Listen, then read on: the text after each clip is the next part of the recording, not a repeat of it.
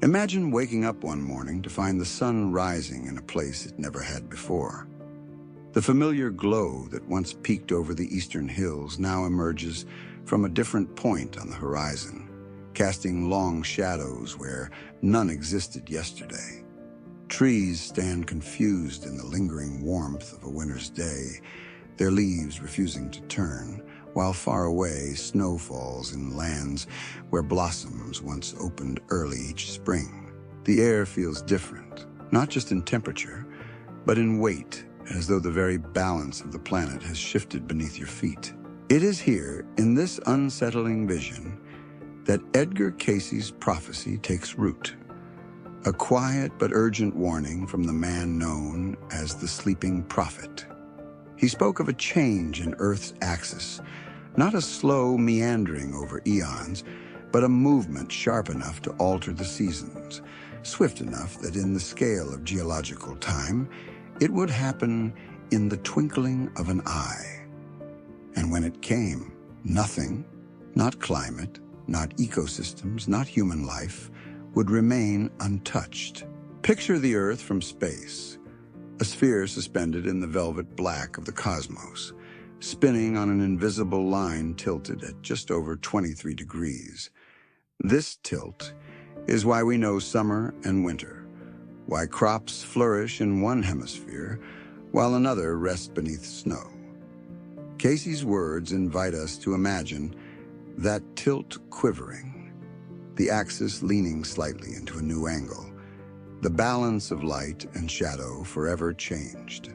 A small movement by cosmic measure, yet one that could redraw the entire map of life. When Cayce described such events, he often spoke as though reading from a record, a kind of eternal library that held the story of both past and future. In this vast archive of the Akashic records, he claimed to see patterns, warnings, and outcomes still forming. The axis shift was not merely an astronomical curiosity to him, it was a chapter in the ongoing narrative of Earth and humanity. He hinted that the cause would be rooted in forces already at work, shifts in the planet's crust, the weight of melting ice, and even the restless nature of the seas. Modern science, from NASA's observations to geophysical studies, confirms that Earth's axis is not fixed.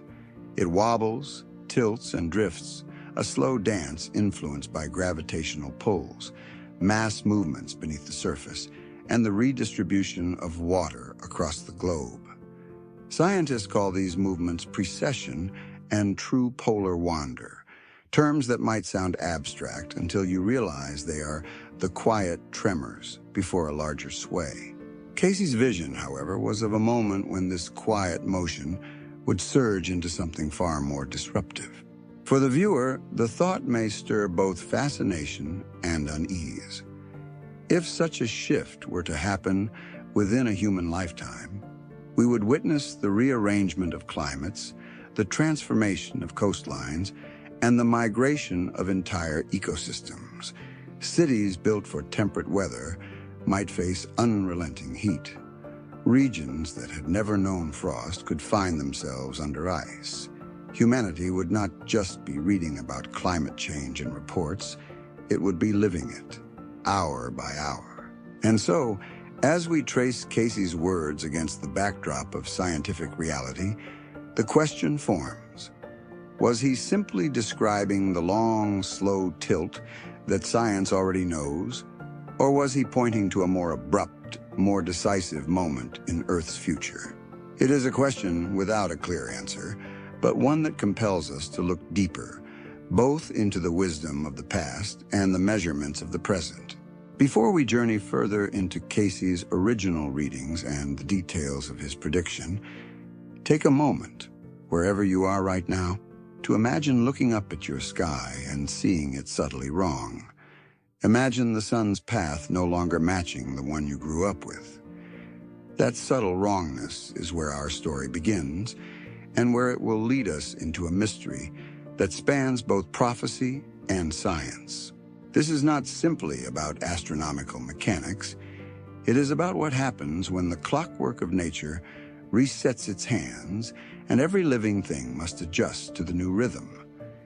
In Cayce's telling, it is also a moment of choice. How we respond, how we adapt, and what we learn about our place on this living, breathing planet. We will now step into the moment when Cayce first voiced this warning, and how his words painted the picture of a world on the brink of tilting. In the stillness of a dimly lit room in Virginia Beach, the hum of the ocean just beyond the windows, Edgar Cayce would lie down, close his eyes, and let his breathing slow into the deep cadence of trance. Witnesses described it as if his consciousness slipped through a doorway unseen, leaving his physical body to rest while his mind traveled elsewhere.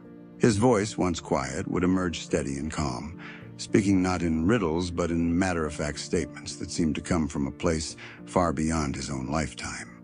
It was in moments like these, during what he called readings, that Cayce first spoke of the Earth's axis changing.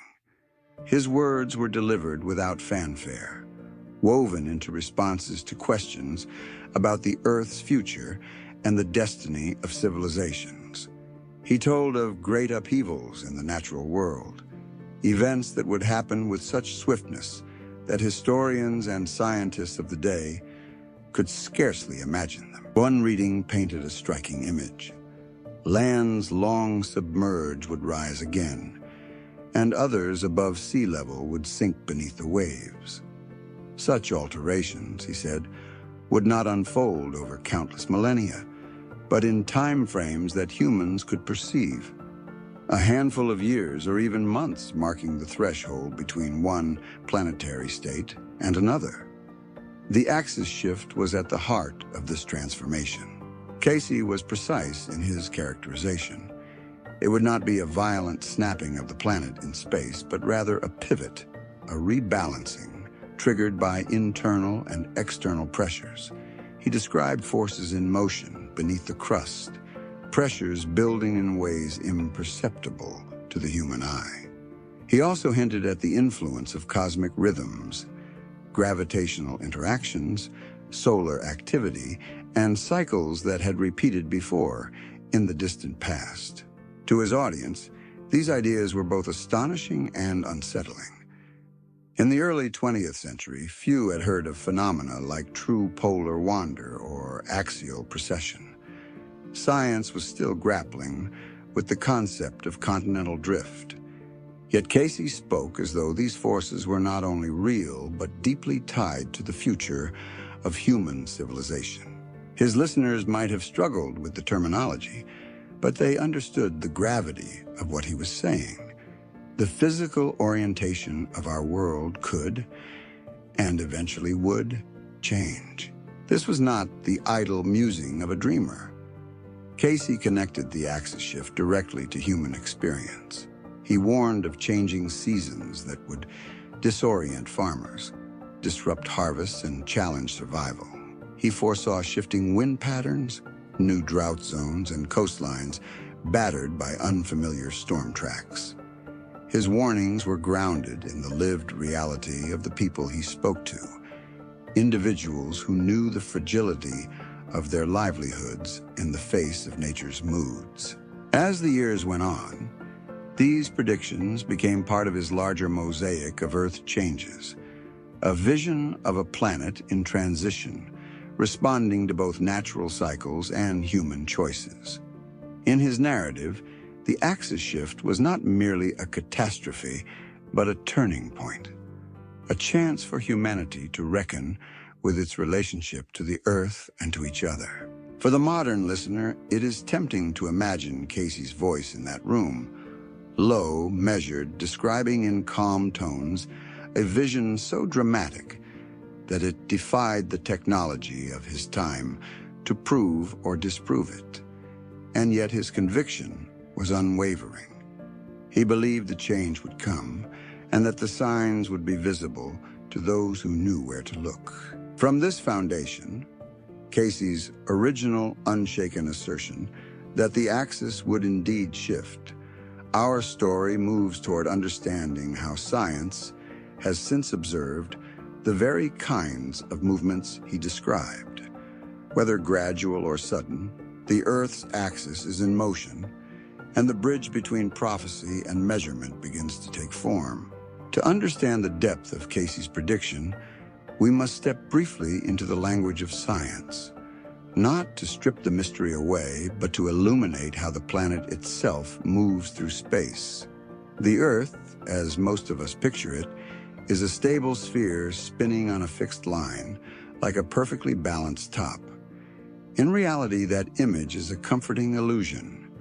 The axis, the invisible line connecting the North and South poles, is in constant, subtle motion. Scientists have long recognized two key types of movement relevant to Cayce's vision: precession and true polar wander. Precession is a slow, almost imperceptible wobble of Earth's rotation axis, caused primarily by the gravitational pull of the Moon and Sun. Imagine the planet as a spinning top that leans slightly. Over thousands of years, that lean traces a small circle in the sky. This motion changes the position of the celestial poles and, over vast timescales, alters the alignment of Earth's seasons with its orbit. True polar wander, on the other hand, is more like a shift in the balance of the entire spinning top. Instead of the axis simply tracing a circle in space, the entire outer shell of the Earth, the crust and mantle, slowly rotates around the core. This happens when the distribution of mass across the planet changes. Massive ice sheets melting, colossal volcanic activity, or the movement of tectonic plates can all cause this rebalancing act. The poles, in effect, migrate to new positions relative to Earth's surface. When Cayce spoke of an axis change in the twinkling of an eye in geological terms, he was describing something far faster than these slow, measured drifts. He envisioned a moment when the factors behind these motions, internal pressures, melting ice, the shifting weight of oceans, might align to cause a noticeable and rapid realignment. In his telling, it would not be an event confined to charts and measurements, but one that every living being could feel in their bones. NASA's own measurements have shown that the melting of Greenland's ice sheet, for example, has already shifted the position of the North Pole by measurable amounts in recent decades. This isn't science fiction.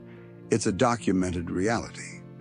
Likewise, large-scale groundwater depletion, where humans pump vast quantities of water from aquifers, can subtly redistribute Earth's mass, nudging the axis further still. Each of these changes is small in human terms, but significant on a planetary scale. To place this in perspective, picture standing at the shore. The ocean you see is not entirely still. It rises and falls with tides you can observe. Yet beneath those tides, deep currents are moving masses of water across the globe. You can't see them, but their influence is immense. The Earth's axis behaves in much the same way. A slow, invisible shift punctuated by moments when forces converge and the balance changes suddenly. In this light, Cayce's prophecy finds a curious resonance with science. While geologists may debate the speed and scale of such a shift, the underlying concept that the axis can and does move is not in dispute. And as modern instruments track these changes more precisely than ever before, the question arises, could a sudden alignment of contributing factors produce the kind of swift tilt Cayce foresaw? What makes this connection compelling is not merely the mechanics, but the shared acknowledgement, from mystic and scientist alike, that Earth's orientation in space is dynamic, not fixed. Where Cayce framed it as part of a larger spiritual and environmental turning point, modern research frames it as a physical inevitability influenced by climate, geology, and even human activity. From here, the journey turns toward the concept of time. Not the years we mark on calendars, but the immense scale of geological change, and how Cayce's blink of an eye fits into that vast continuum. It is in this space between cosmic time and human time that the weight of his prophecy truly takes shape. In the language of geology, time stretches almost beyond imagination. Mountains rise and crumble over millions of years. Continents drift imperceptibly until, eon by eon, they redraw the face of the Earth. Against this backdrop, the human lifespan is a brief flicker, too short to witness the planet's great cycles in motion. And yet, Edgar Cayce spoke of an event that would play out within a frame we could comprehend. A shift of the Earth's axis that, while rapid in geological terms, might be slow enough for a single generation to watch unfold. He called it a change that would occur in the twinkling of an eye, a phrase that invites both awe and unease. In cosmic time, such a moment could mean decades or even just years. To the rocks and oceans, it would be almost instantaneous. To humanity, it would feel like a slow tightening of an unseen cord, each year bringing more undeniable signs. The very phrase reframes our perception of time. What is sudden to the planet may still be long enough for us to see the before and after. Scientists who study past Earth changes know that certain events, though rare, can occur far more abruptly than the long, patient processes of plate tectonics or precession. Sudden crustal adjustments, massive glacial melts, or asteroid impacts can alter the balance of Earth's mass quickly. These events may shift ocean currents, change the distribution of weight across the globe, and in turn, tilt the planet's axis. Cayce's vision fits into this category. Not a slow wobble, but a tipping point. Imagine the moment just before it happens. Perhaps the winters have been warmer for years, glaciers shrinking into memory, storms striking in seasons they never touched before. Farmers would already be adapting to erratic planting schedules, migratory animals losing their ancient cues. Then one season arrives and refuses to behave. Summer lingers where frost should form, and entire ecosystems stumble out of step. It would be subtle at first, the kind of change a skeptic could dismiss, until patterns across the globe begin to align into something undeniable. The geological record tells us that the Earth has known such tipping points before. Shifts in ice mass during the last glacial period altered sea levels dramatically in a matter of centuries, even decades. While scientists debate whether those changes altered the tilt significantly, the evidence confirms that the planet's systems can transform much faster than the slow rhythm we are taught in school. Cayce's description of a swift axis shift fits this rare but possible category of change. In his readings, the tone was never one of blind panic. He spoke with the calm of someone reading a script already written, but with the urgency of one who knows the ending is not yet fixed. To Cayce, the rapidity of the change was a sign, a moment for humanity to awaken to its place in the larger order, to realize that we live not on a static stage, but on a living, turning sphere whose balance can change. If we stand on the threshold of such a shift, the timescale becomes more than academic. It becomes a question of readiness. Will we recognize the signs in time to adapt, or will the shift catch us mid-step? That awareness of our small but crucial place in this great turning is what connects the poetry of Cayce's vision with the precision of scientific observation. From here, our focus turns to one of the most tangible consequences of such a tilt, the migration of the seasons themselves. For if the axis changes, the familiar map of climate zones would dissolve, and the world's weather patterns would rewrite themselves in ways we can scarcely imagine.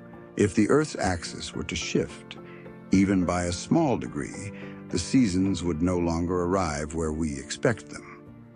What has been constant for centuries spring thaw in the north while autumn colors descend in the south, would unravel into a new arrangement of light and heat. In Cayce's vision, this migration of the seasons was one of the most immediate and profound effects, a transformation that could be felt in the air, seen in the sky, and tasted in the harvest. Imagine the equator subtly redefined, the lines of latitude no longer matching the climates we know.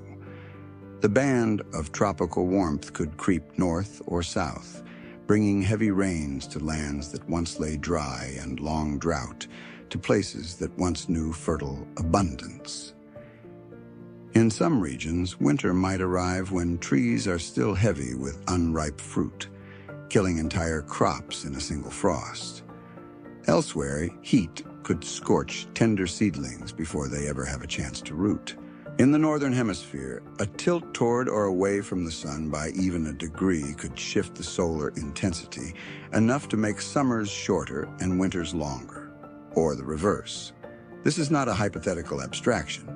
Even today, small cyclical changes in Earth's orientation affect global climate in measurable ways. But the scale Cayce envisioned was far more dramatic, reshuffling the distribution of daylight and the angles at which sunlight strikes the ground. That change would ripple through every layer of life: plants, animals, and the humans who depend on them. Birds that have followed the same migratory routes for millennia would arrive to find their feeding grounds barren or frozen. Pollinating insects would emerge out of sync with the flowering of plants, collapsing delicate food webs. Ocean currents, driven in part by wind patterns tied to the seasons, could shift their courses, redistributing nutrients and altering fisheries thousands of miles away. For humanity, this would not simply be a matter of adjusting wardrobes. Societies have built their rhythms, cultural, economic, and spiritual, around the cycle of seasons. Festivals timed to planting or harvest, industries dependent on predictable weather, and even infrastructure designed for certain temperature ranges would be thrown into uncertainty. The cost of adaptation would not be measured only in money, but in the unraveling of traditions and the strain on communities forced to relearn their environments. Cayce's prophecy ties this disruption directly to the fragility of the systems we take for granted. When the seasons themselves become unreliable, it challenges the very idea of stability. In his telling, the migration of the seasons was not just a symptom of physical change, but a catalyst for deeper transformation, a push for humanity to recognize its interdependence with the planet's natural rhythms. It is worth noting that climate scientists already model scenarios where shifting weather patterns create conditions similar to those Cayce described.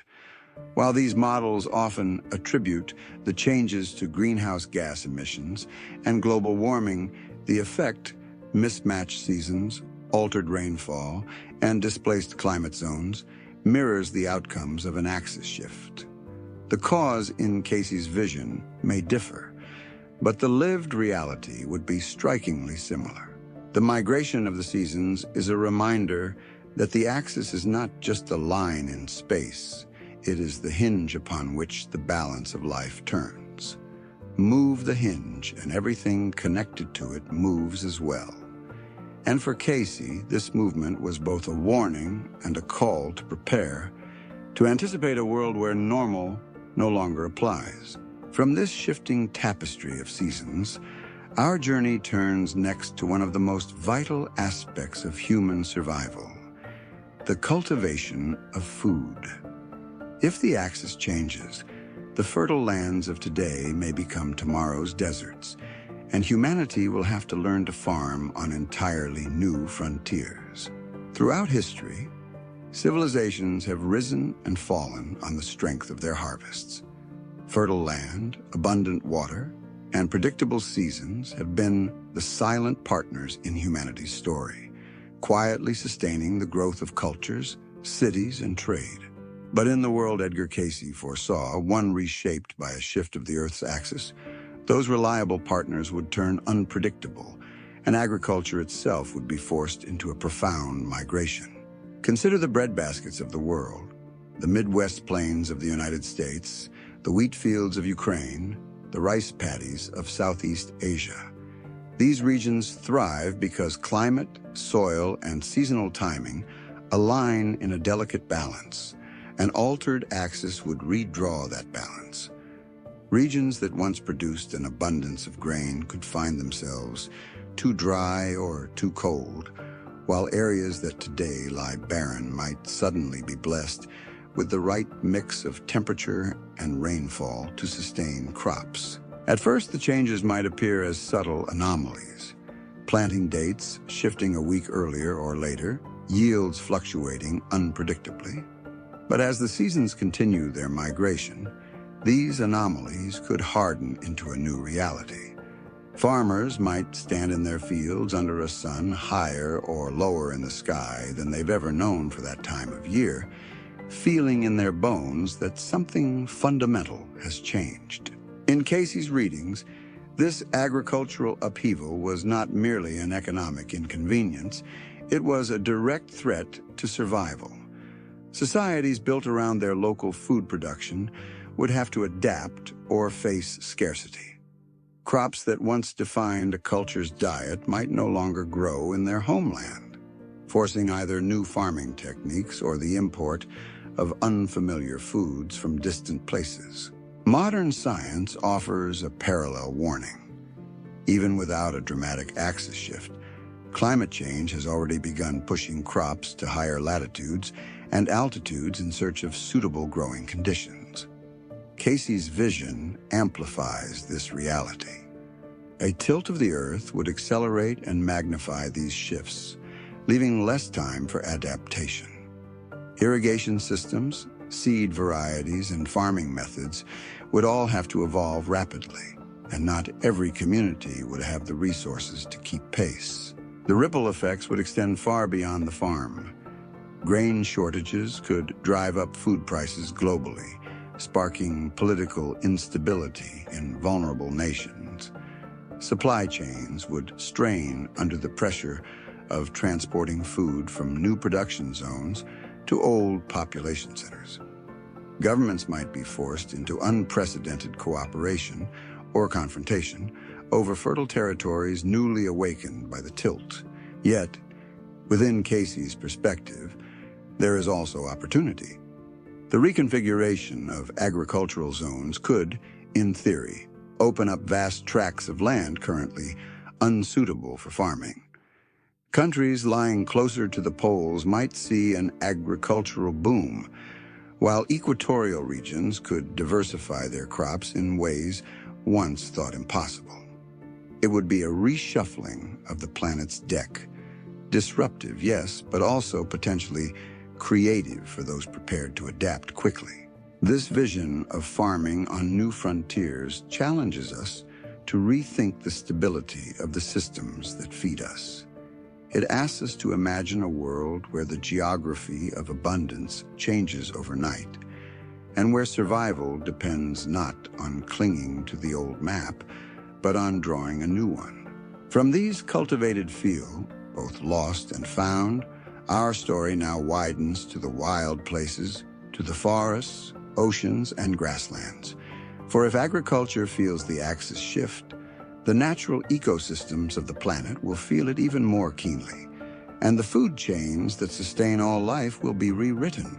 Long before the first plow turned soil, Earth's ecosystems had perfected their own rhythms.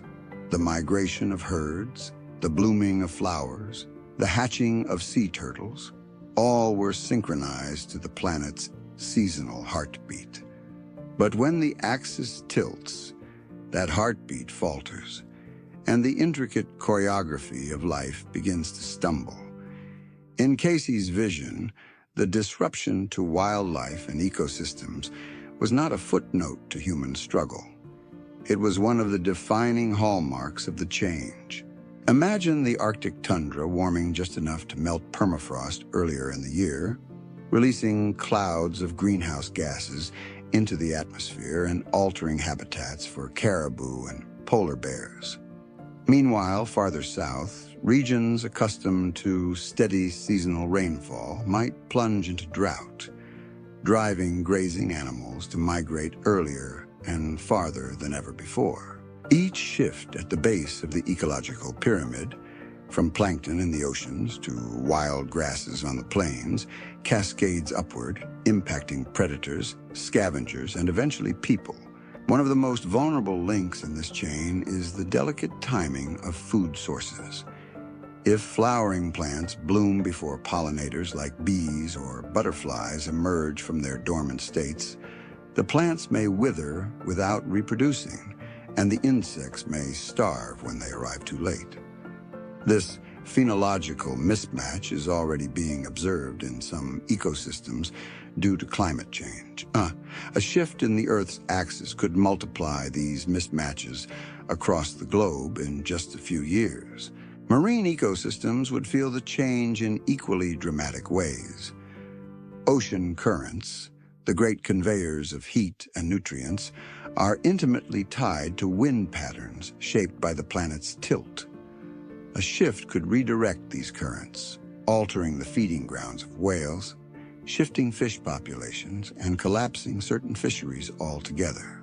Coastal communities dependent on a steady supply of seafood could find themselves watching once teeming waters turn barren, while new hotspots for marine life might emerge thousands of miles away. Cayce's prophecy hinted at these chain reactions, not in the language of ecology, but in the recognition that the balance of life would be altered. In his telling, the Earth itself was a single living system, and a disturbance to its axis was akin to a fever, an entire organism reacting to an internal imbalance. Just as a body fights to stabilize itself, so too would the biosphere respond, sometimes in ways unpredictable to human understanding. The loss or migration of species would have consequences that ripple into human life.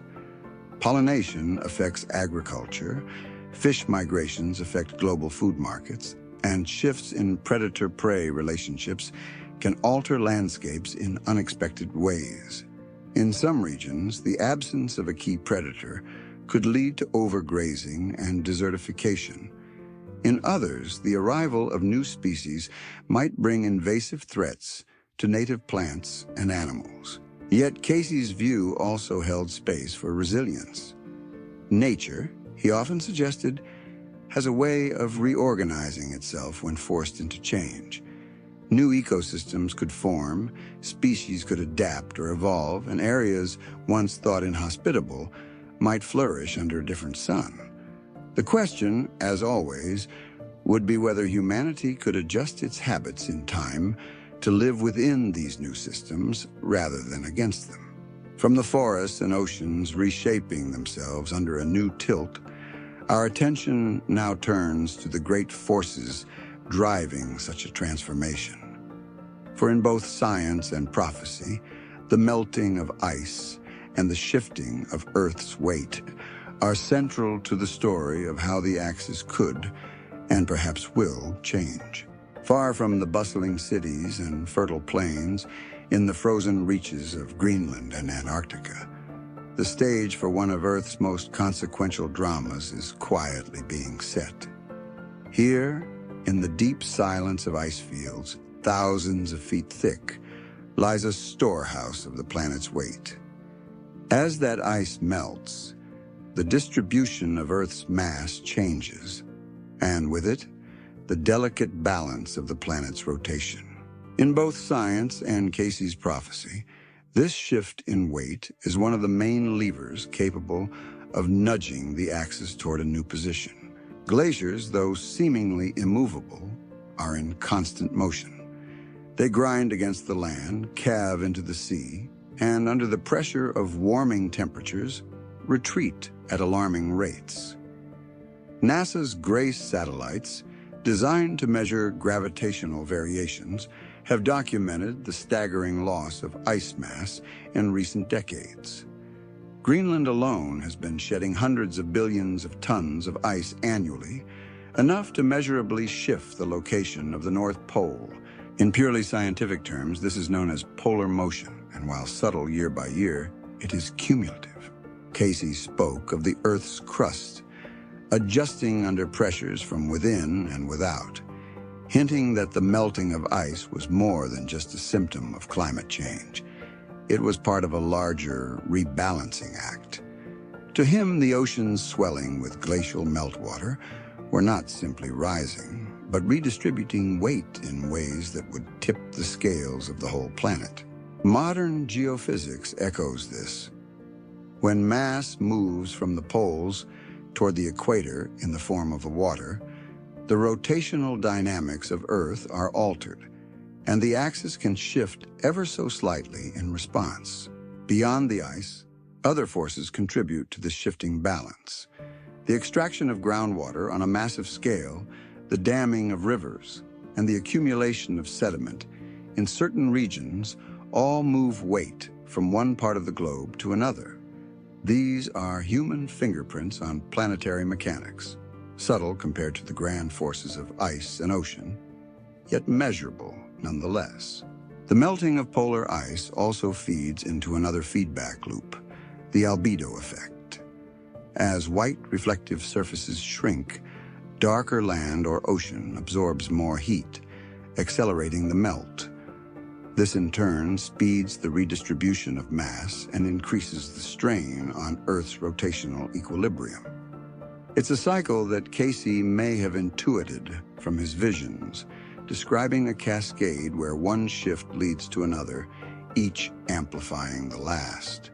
From the standpoint of human experience, these mechanics might seem abstract, a matter of numbers and models, but their effects are anything but abstract. The melting ice contributes to rising seas that swallow coastlines, to shifts in ocean currents that alter weather far inland, and to the creeping movement of the poles themselves.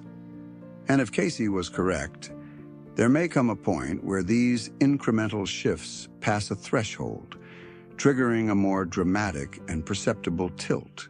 What emerges from this convergence of prophecy and measurement is a picture of Earth as a dynamic, responsive system. One in which every ton of ice, every shift of water, every tectonic movement plays a role in the balance of the whole. This understanding sets the stage for the next part of our journey, looking back into Earth's deep history to see if this kind of transformation has happened before, and what traces it left behind in the rocks, the climate, and the stories of ancient cultures.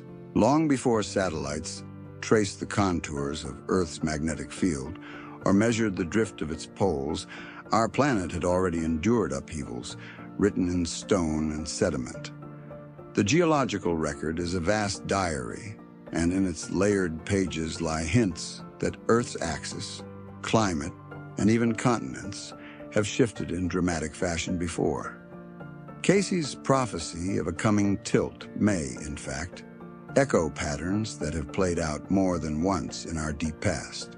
In Antarctica's dry valleys, researchers have found fossilized plant life, remnants of forests that thrived millions of years ago under a milder climate. Likewise, in the high Arctic, sediments reveal that lush ecosystems once flourished where now only ice and tundra remain. These findings point to an Earth whose climate zones have wandered over time, sometimes gradually, sometimes abruptly. The alignment of these shifts with changes in the planet's orientation is still debated, but the evidence is compelling. The poles have not always been where they are today. One of the most striking examples comes from the end of the last ice age, roughly 12,000 years ago. As vast ice sheets melted, sea levels rose by more than 300 feet, drowning coastal plains and reshaping the outlines of continents. Some researchers argue that the redistribution of this mass could have caused subtle changes in Earth's axis, changes that, though smaller than Cayce's dramatic vision, would have been enough to alter climate patterns worldwide.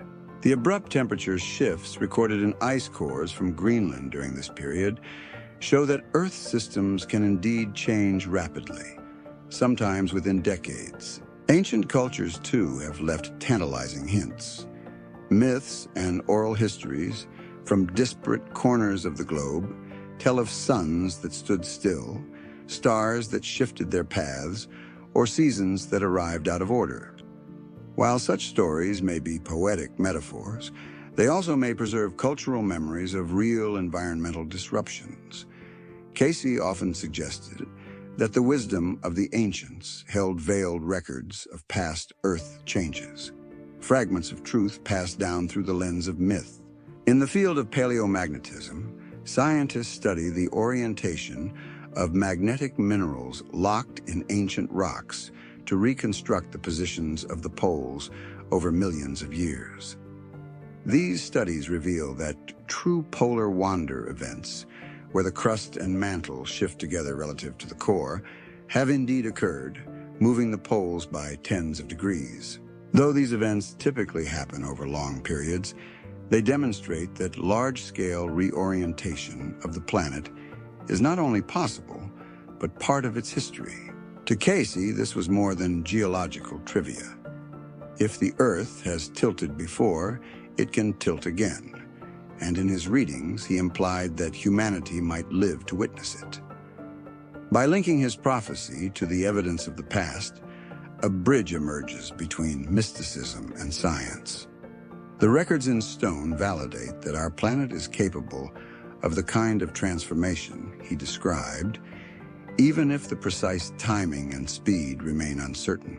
These echoes from history remind us that the axis is not an unshakable pillar, but a balance point in a dynamic system. And just as past shifts reshaped continents, climates, and civilizations, a future shift could leave its own deep mark on the story of life on Earth. From these ancient imprints, our path leads forward to the present day, to the precise instruments of NASA and other scientific agencies, which are tracking with unprecedented accuracy the subtle but steady movements of our planet's axis here and now. High above Earth, satellites orbit in patient silence, their sensors trained on the faintest tremors of our planet's rotation. They do not dream or prophesy, yet the data they gather tells a story that, in some ways, runs parallel to Cayce's vision. In the vaults of NASA's archives, the numbers speak.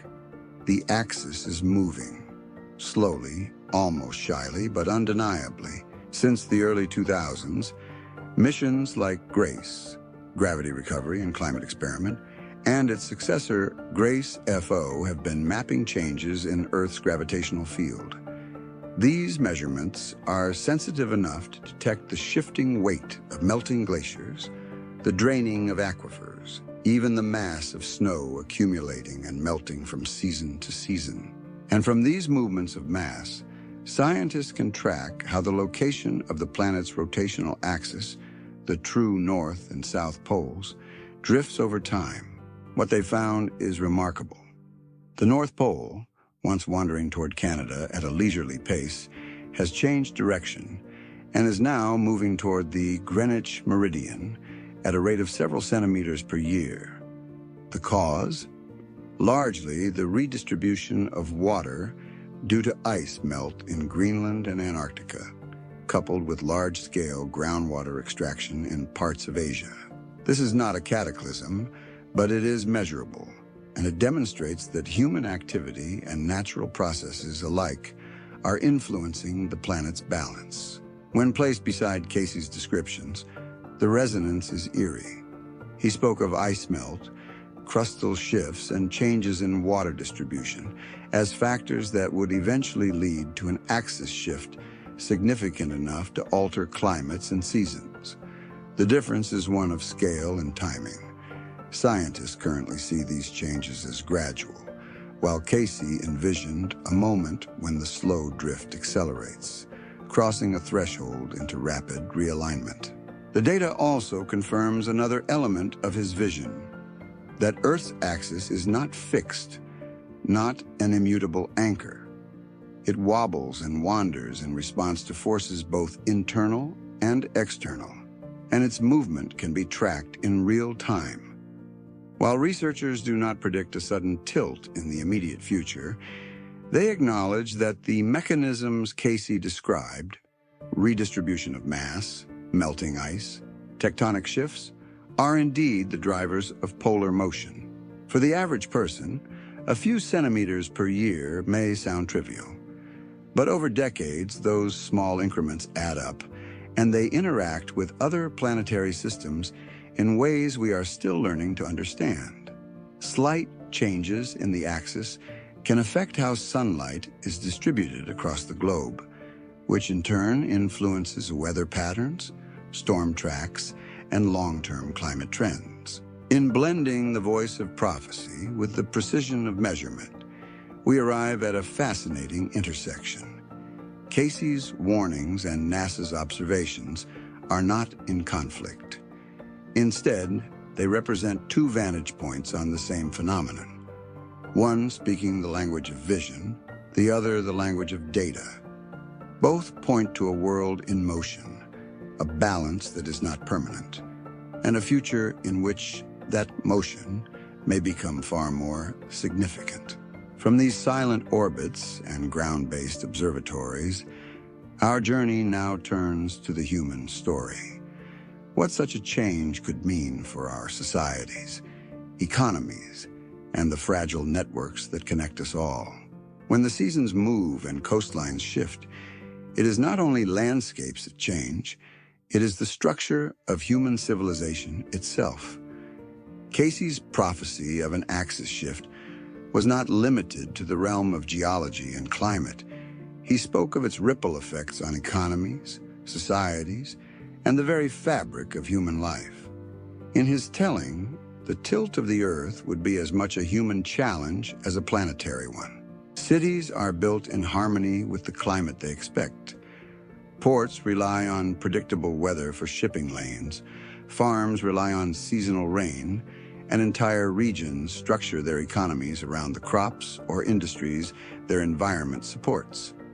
A change in the axis could upend these arrangements with ruthless efficiency.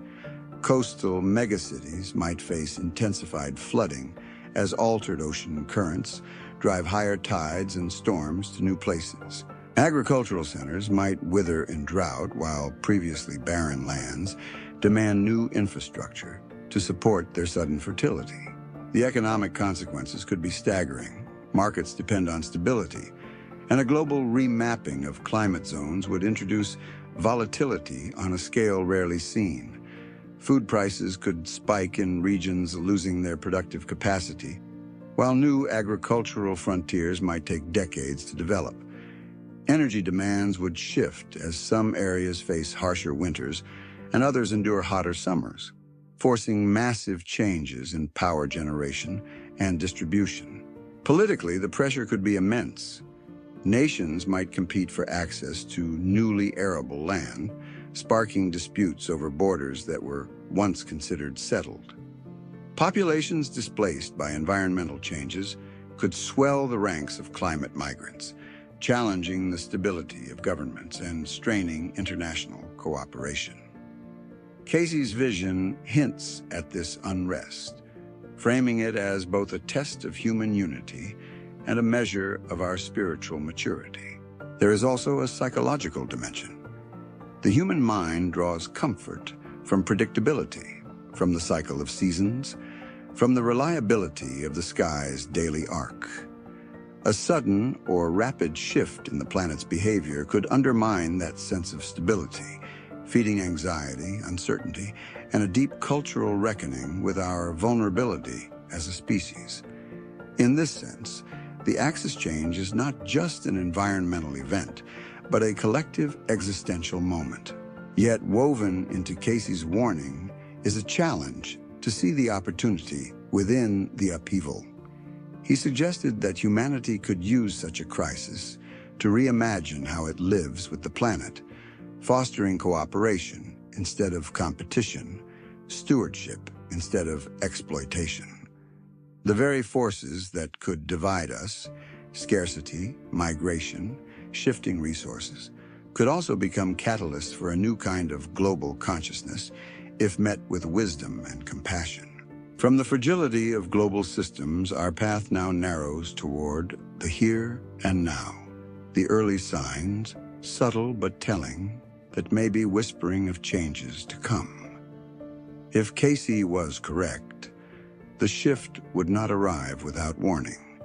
It would announce itself in patterns for those willing to watch closely. If Cayce's vision holds truth, the Earth will not tip without first sending whispers through the fabric of its systems, signs and portents, as subtle as a faint crack in the ice before it breaks. These early warnings would not be confined to one region or one discipline of science. They would surface in patterns across the natural world, in phenomena that at first might seem unrelated. One of the clearest indicators could be the acceleration of polar motion already measured by scientists. If the axis begins to shift more quickly, the data will show a drift in the poles that can no longer be explained solely by seasonal mass changes or current rates of ice melt. Subtle anomalies in satellite readings, perhaps a sudden deviation from the established path of pole migration, would raise alarms in geophysical circles. Another sign might be in the climate itself, manifesting as sudden, synchronized anomalies across continents. Unseasonal heat waves striking multiple hemispheres at once, persistent shifts in monsoon patterns, or unexpected alterations in jet streams could all hint at a larger structural change in Earth's orientation.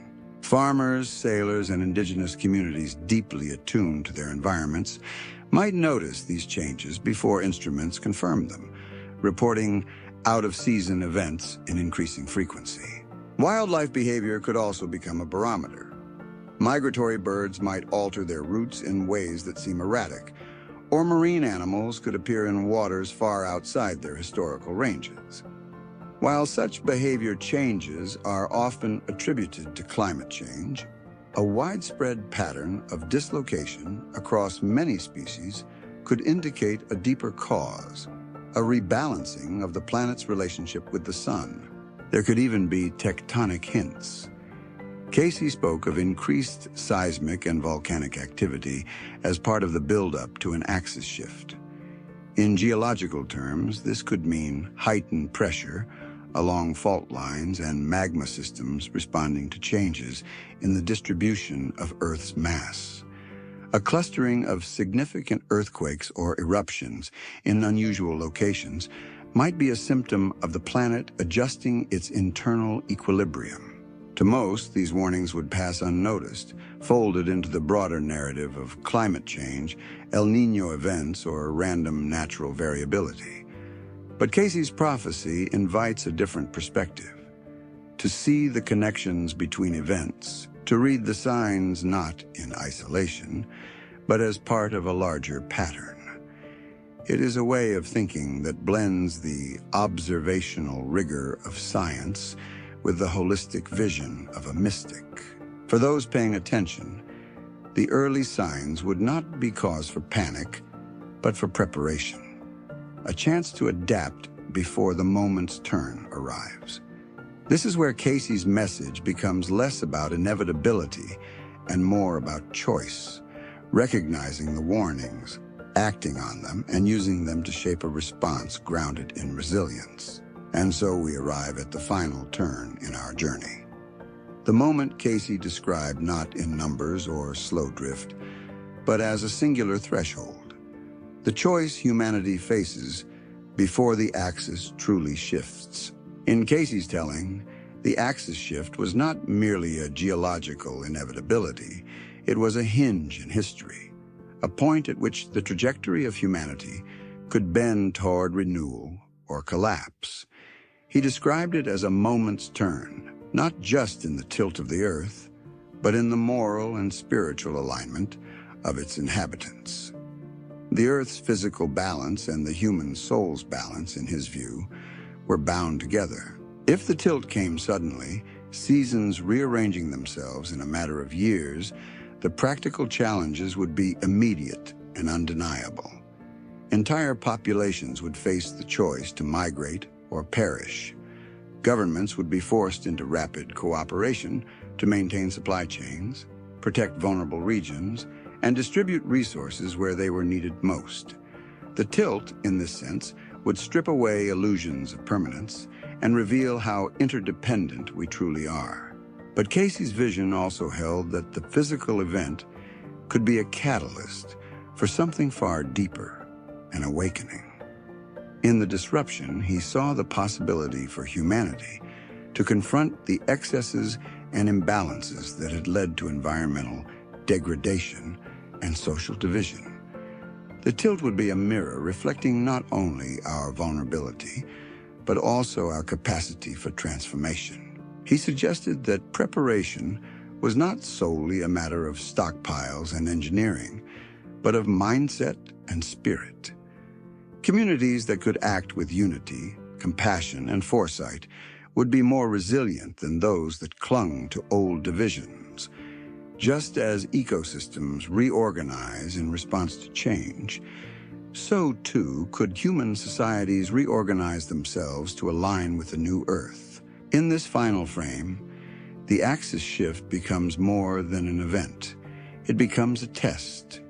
It asks whether we can adapt without fracturing, whether we can seize upheaval as an opportunity to create systems that are more just, more sustainable, and more attuned to the living planet beneath our feet.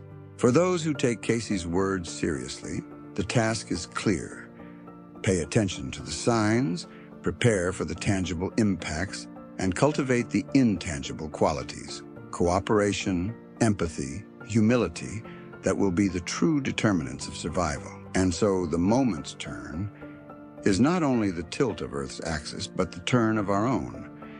It is a reminder that while we cannot control the planet's movement in space, we can control the way we move together upon it.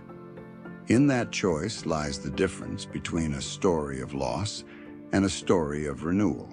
If Cayce's prophecy were to unfold, it would not be announced with trumpets or warnings etched across the sky.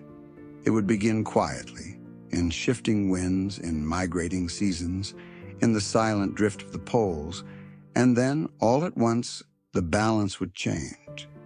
The question then is not only whether the axis will shift, but whether we will be ready when it does.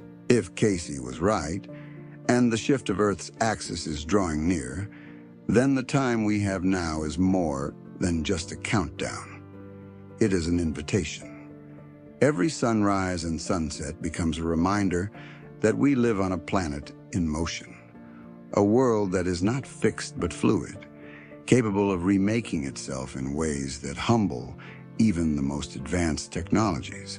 Keen-eyed observers might already sense the tremors in the pattern.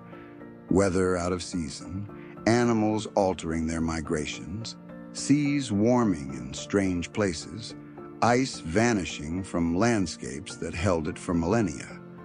Scientists chart these changes with precise instruments, offering explanations rooted in physics and climate dynamics. Cayce's words, meanwhile, offer a narrative that threads these data points into a larger, more urgent story, one in which these signs are not random, but part of a cascade leading to a decisive turn.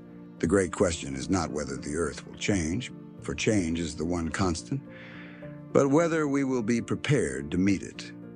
Preparation, in Cayce's framing, was as much an act of consciousness as of logistics. Yes, we may need new infrastructure, new farming methods, and new ways of distributing resources.